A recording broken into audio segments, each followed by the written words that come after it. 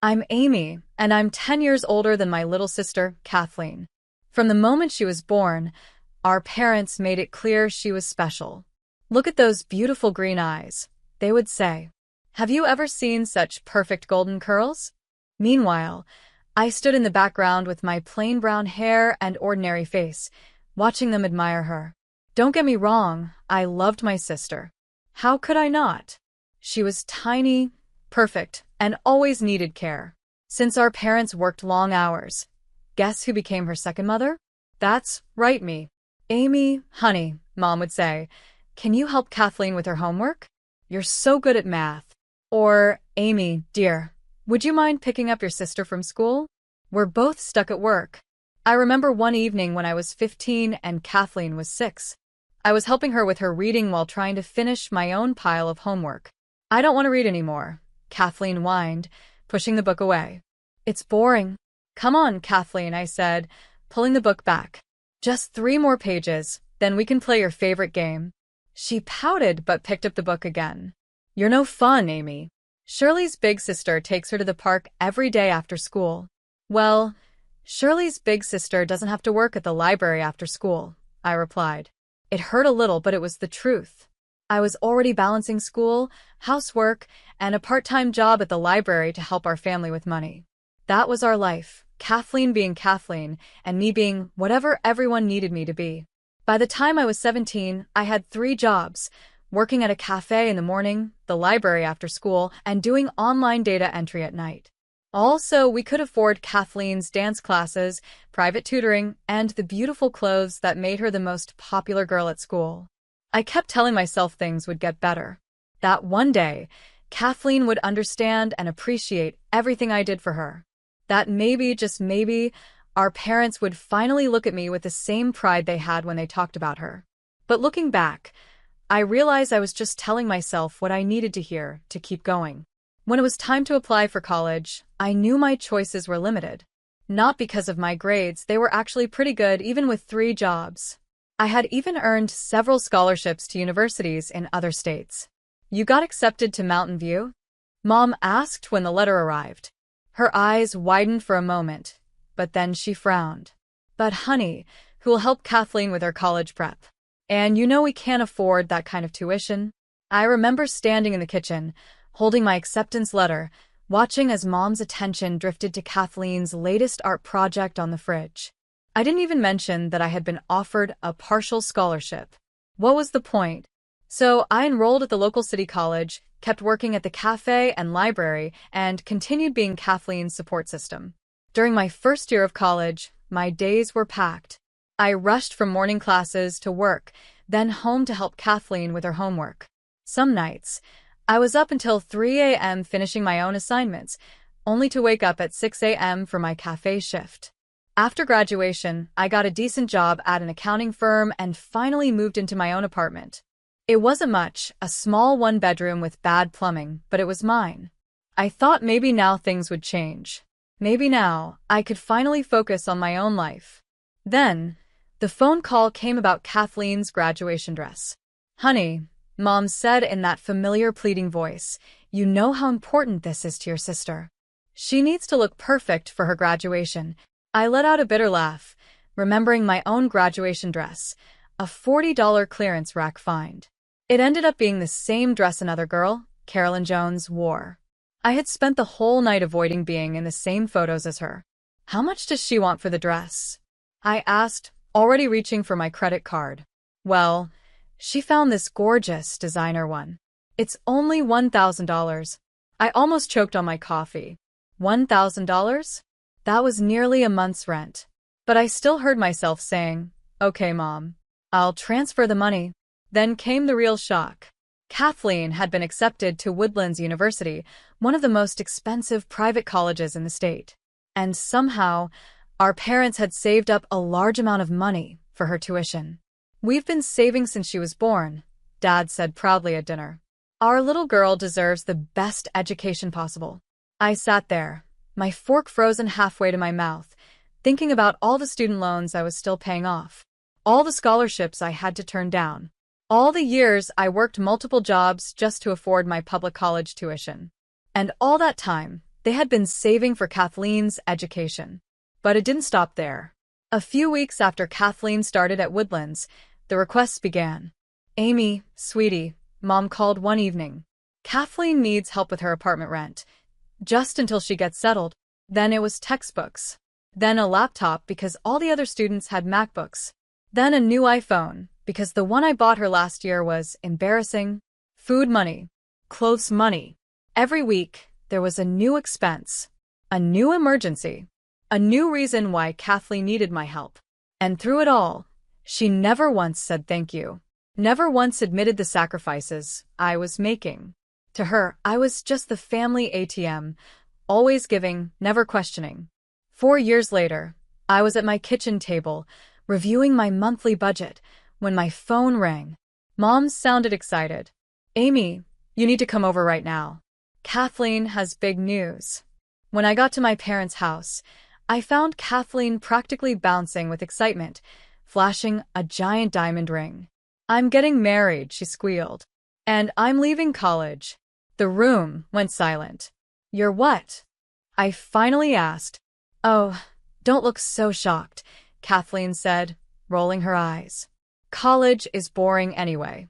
Henry makes great money, and we're going to have the most amazing wedding. I felt like I was underwater. All those years of work. All that money, my money just gone. I looked at my parents, waiting for them to say something, anything. But they just sat there, smiling at Kathleen like she had just announced she cured cancer. What about your degree? I asked. We all invested so much in. Oh my God, Amy, you're such a buzzkill, Kathleen interrupted. This is why you're still single. You're always so serious and boring. Then, she started talking about her dream wedding, one that would outshine all her friends' weddings. The venue, the flowers, the dress, everything had to be perfect, which, of course, meant expensive. Then came the real blow. Honey, Dad said, clearing his throat. We took out a loan, but it's not quite enough. And since you're part of the family, we need you to contribute, Mom added. It's your sister's special day, after all. I felt like I was outside of my own body as I heard myself ask, how much? $30,000 should cover your share, Kathleen said casually, like she was asking for $6 for coffee. I don't know why I said yes. Maybe it was just a habit. Maybe it was the way Mom's eyes filled with tears. Maybe saying yes was just easier than arguing. But I agreed, and the money left my account the next day. But they weren't done. Actually, sweetie, Mom said at our next family dinner, we were thinking maybe you could take out a loan too? Just a small one, to help with the extra expenses. For the first time in my life, something inside me snapped. No, I said firmly. Absolutely not. I'm saving for a house. I need to think about my own future too. Kathleen's perfect face twisted into an ugly scowl. Since when did you become so selfish? My hands shook under the table, but I stood my ground. I already gave you $30,000, Kathleen. That's my limit. The silence that followed was painful. Then, Mom spoke in that fake sweet tone I knew so well. Well, if you won't help financially anymore, the least you can do is help with the wedding plans. I nodded, already feeling the weight of responsibility pressing down on me again. But something had changed. For the first time ever, I had said no to them. It was a small win, but it felt huge. The next few weeks were a nightmare. My phone buzzed constantly with messages from Kathleen, each one demanding more money for something urgent. Amy, I found the perfect flowers. They're only $4,000. I need the money by tomorrow, or they'll give them to another bride. OMG, this band is amazing. They played at Maria's wedding, and I have to have them. They're asking for $6,000. Can you send it tonight? The venue I want is available, but we need a deposit today. It's just $95,000. You'll handle it, right? I took a second job as a virtual assistant, working nights and weekends.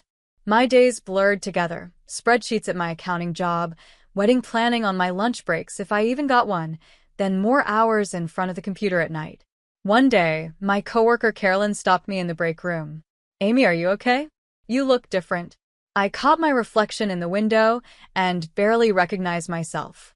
Dark circles under my eyes. clothes hanging loose from weight I didn't even notice I had lost. Hair pulled back in a messy ponytail. I couldn't remember the last time I had gotten a haircut. I'm fine, I said automatically. Just busy with my sister's wedding. That night, I crawled into bed at 2 a.m., my eyes burning from staring at screens all day. Just as I was about to fall asleep, my phone lit up with another message from Kathleen. Just found the most amazing ice sculpture for the reception. Only $3,500. Need the money by morning, or they'll sell it to someone else. I turned off my phone and pressed my face into my pillow, trying not to cry. I was exhausted. I had already paid for the venue, the catering, the flowers, and the band. How much more could they possibly want? The answer came a week later, when Mom called. Honey, we need to have an important family talk. Can you come over tonight? After work, I dragged myself to their house, dreading what they could possibly want now. My savings were gone. My credit card was maxed out. The only thing keeping me going was the thought that this nightmare would be over soon. When I walked in, I found Kathleen lounging on the couch, surrounded by travel magazines. Mom and Dad sat nearby, flipping through a fancy catalog with her. Oh, this resort is perfect, Kathleen squealed, pointing to a page. Look at those overwater bungalows. And they have private butlers for every suite. I froze in the doorway, watching as she flipped through what looked like a luxury vacation brochure. My stomach tightened. I already knew what was coming. Why am I here? I asked, my voice barely steady. What do you need from me this time? Kathleen looked up with that fake sweet smile I had grown to hate. Oh, we're just picking out your wedding gift to us. I blinked. My what? Your wedding gift, she repeated slowly, like I was too stupid to understand. I decided you're going to pay for our honeymoon in the Hawaii. The room started spinning. I grabbed the doorframe to keep myself steady. Are you kidding me? I managed to say. After everything I've already paid for? Oh, come on, Amy, Mom said, rolling her eyes. Don't be dramatic. Dramatic? Dramatic? My voice cracked. I have spent every penny I have on this wedding. Well, it's not like you have anything else to spend it on, Kathleen said with a shrug. And it's only $35,000. Something inside me snapped. 32 years of being the good daughter, the responsible sister, the family ATM. It all came crashing down. Only $35,000? I screamed. Only? Do you have any idea what I've gone through for your ridiculous wedding? Any idea at all? Amy, lower your voice, Dad warned. No.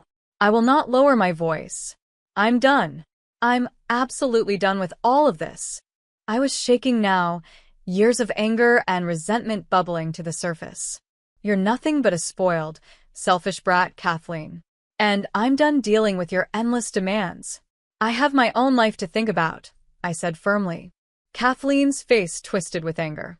Your own life? What life? You're 32, Amy, an old maid. Have you looked in the mirror lately? No wonder you're single. You look terrible. What normal man would want you? Her words hit like punches, but I didn't back down. I look terrible because I've been working 3 jobs, 7 days a week, to pay for your wedding, I shot back. I haven't had a full night's sleep in months because of your constant demands. You're just jealous. Kathleen spat. Jealous because I'm getting married and you'll die alone. Jealous because I'm beautiful and successful, and you're just you. That was it. The dam broke. Successful? I laughed bitterly. You dropped out of the college I helped pay for. Beautiful? Your soul is as ugly as they come. You've never worked a day in your life. You've never thanked me for anything I've done for you. You act like the world owes you everything. I took a deep breath and looked her in the eye. You know what? I'm done being part of your spoiled little world. I turned and stormed out of the house, Kathleen's voice screaming behind me. You're nothing but a jealous witch. No wonder no one will ever marry you. Behind me, I heard Mom and Dad join in, throwing insults at my back. But for the first time in my life, I didn't turn around. I didn't apologize. I didn't give in. By the time I got home, my phone was blowing up with messages. Mom had sent at least 35 texts, each one nastier than the last. How dare you speak to your sister that way after everything we've done for you? You're nothing but a selfish, ungrateful daughter. How could you ruin your sister's special day? I stared at the messages until the words blurred together. Then, I did something I had never done before, something that felt both terrifying and freeing. I opened my laptop and started sending emails. To the venue, I need to cancel the reservation and withdraw my payment. To the florist, please cancel the order for the wedding arrangements. To the catering company, I'm canceling the food service for the following date. To the band, unfortunately, I need to withdraw my booking. One by one, I undid everything I had arranged for Kathleen's wedding. My hands were shaking, but my mind had never been clearer. The wedding was only 3 weeks away, but I didn't care anymore. With each cancellation, I felt lighter. Then, all hell broke loose. My phone started ringing nonstop. When I blocked Mom's number, she started calling from Dad's phone. When I blocked that number, Mom started calling from their landline. Then came the messages from everywhere. Email, Facebook, Instagram, WhatsApp. I blocked them all. Amy, please call your Aunt Heather. Why won't you answer Uncle Douglas's calls? Your cousin Helen is very upset with you. How could you do this to your own sister? Calls came from distant relatives I hadn't spoken to in years. Family friends I barely knew. Even Kathleen's future in-laws. I stopped answering my phone altogether. Then they started showing up in person. One night, I was trying to sleep when I heard shouting outside my window. Amy, get down here right now.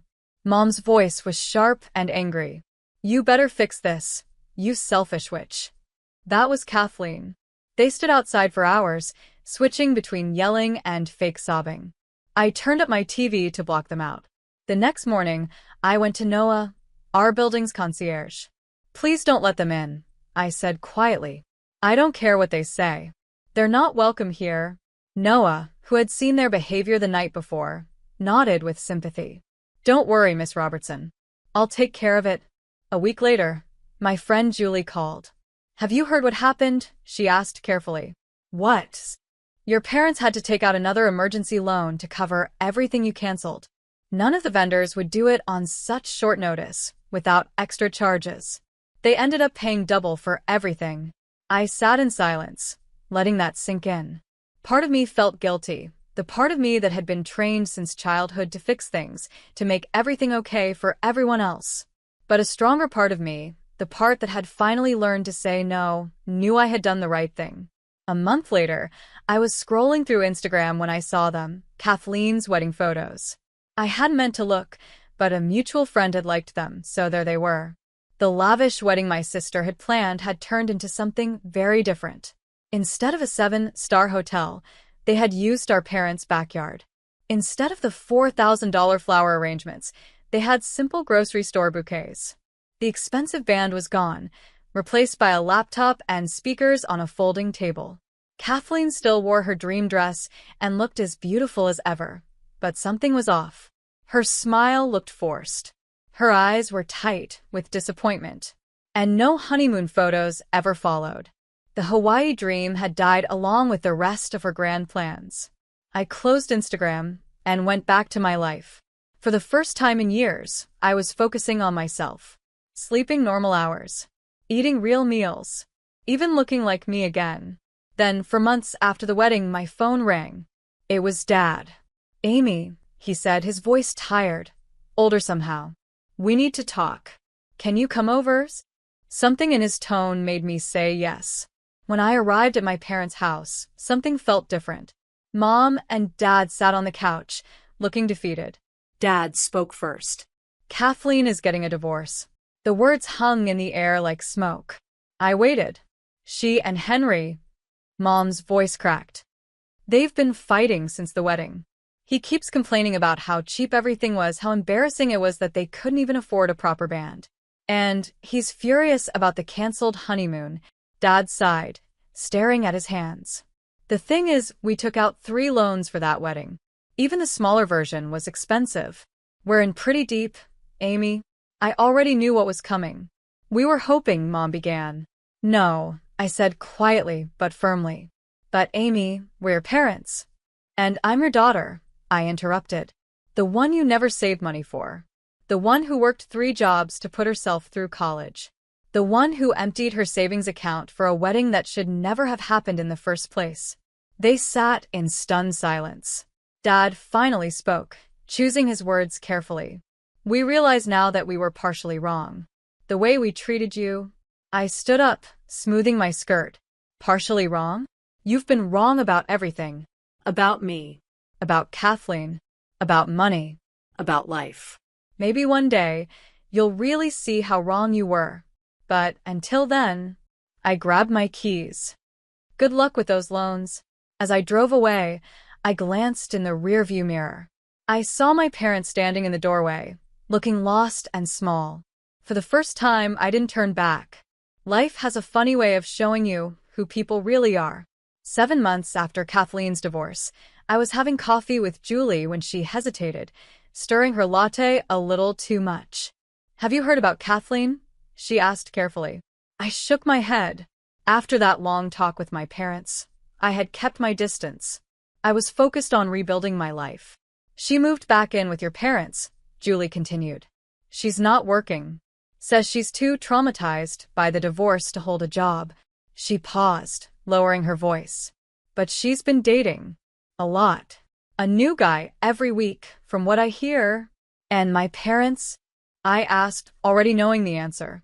Julie sighed. They're supporting her completely. Paying for everything, her car, her clothes, her nights out. Even after those wedding loans, I wasn't surprised. Some things never change. Weeks turned into months. I quit my second job, finally able to focus on my career. I started taking care of myself. I joined a yoga class, got regular haircuts, bought clothes that weren't just for work. People started telling me I looked different. Then came the call. I never expected the call. It was Mom. Her voice sounded small, almost like a stranger's. Amy, I need to tell you something. I owe you an apology. I sat down, bracing myself. It's Kathleen. She met someone. A wealthy businessman. Mom's voice cracked. She left with him yesterday. We don't know where. She paused. But before she left, she maxed out all our credit cards. Every single one. Silence filled the space between us. Mom. I started, but she cut me off. No, please. Let me finish. Your father and I were in terrible debt now. But we're not calling to ask for money. We'll figure it out ourselves. We should have done that a long time ago. She took a shaky breath. I just wanted to say, I'm sorry for everything. It wasn't a perfect apology. It didn't erase years of favoritism and manipulation. But it was something. These days, I don't know where Kathleen is. Sometimes I see glimpses of her on social media, a tagged photo here, a location check in there. But she's like a ghost, drifting from place to place, person to person. My parents and I exchange short messages on holidays. Merry Christmas. Happy birthday. Happy New Year. It's distant. Surface level. But for now, it's all I can handle. Here's the thing about breaking free from toxic patterns. Life has a way of filling the empty spaces with something better. 4 months ago, I met Jeremy at a coffee shop inside a bookstore. He was reading my favorite novel, and we started talking. He's kind, successful in his own way. But most importantly, he sees me. Really sees me. Last night, I was cleaning out old boxes when I found a photo of Kathleen and me as kids. She was 6, I was 13. We were both smiling at the camera, unaware of everything that was ahead. For a moment, I thought about keeping it. Instead, I put it back in the box. Some memories are better left in the past. Now, as I sit in my favorite coffee shop, Jeremy across from me, working on his laptop, occasionally glancing up to smile at me, I realize something. Sometimes a happy ending isn't about getting everything you thought you wanted. Sometimes it's about finally letting go of what was holding you back all along.